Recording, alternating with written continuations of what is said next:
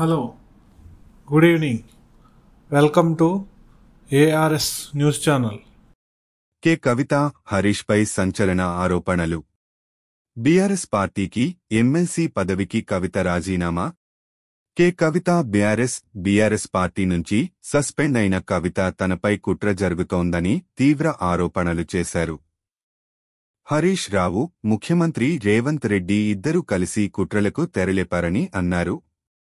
తనపై అక్రమ కేసులు పెట్టి జైలుకు పంపినా ఆ తర్వాత తిరిగి వచ్చి ప్రజాక్షేత్రంలో పనిచేశానని, బీసీల కోసం మహిళలకు రూ. 2,500 ఇవ్వాలని ఉద్యమం చేశానని ఆమె తెలిపారు.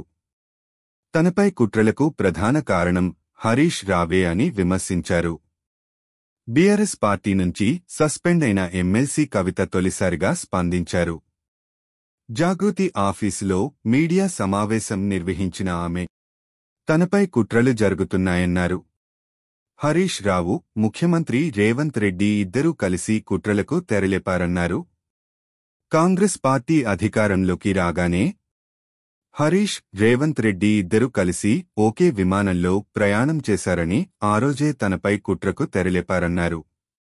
నాపై అక్రమ కేసులు పెట్టి తీహార్ జైలు నుంచి వచ్చిన తర్వాత ప్రజాక్షేత్రంలో పనిచేశా.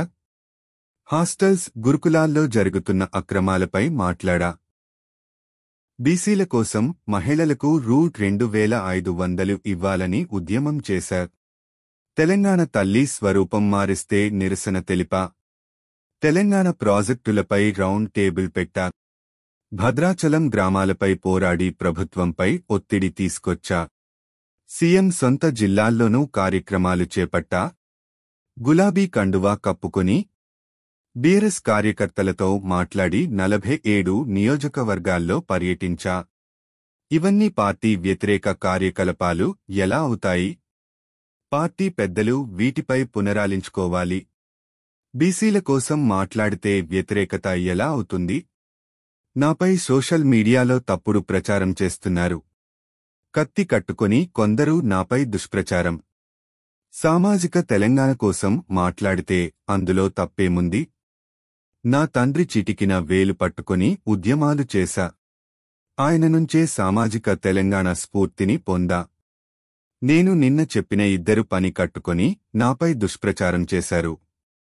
హరీష్, సంతోష్ ఇంట్లో బంగారం ఉంటే బంగారు తెలంగాణ అయిపోతదా?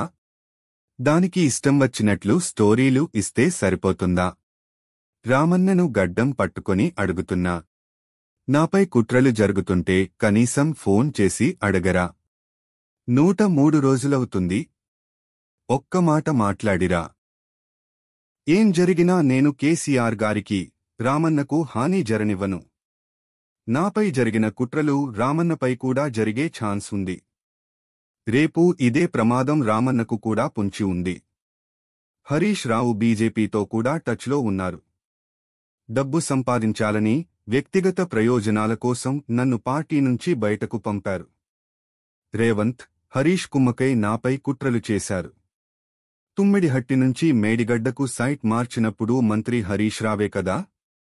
ఎస్సీ, ఎస్టీ, బీసీ హాస్టళ్లకు హరీష్ డైరీ నుంచి పాల పంపిణీ జరిగింది. అందులో అవినీతి జరిగితే రేవంత్ సర్కార్ స్పందించలేదు. ఆ తర్వాత హరీష్ ట్రబుల్ షూటర్ కాదు, బబుల్ షూటర్.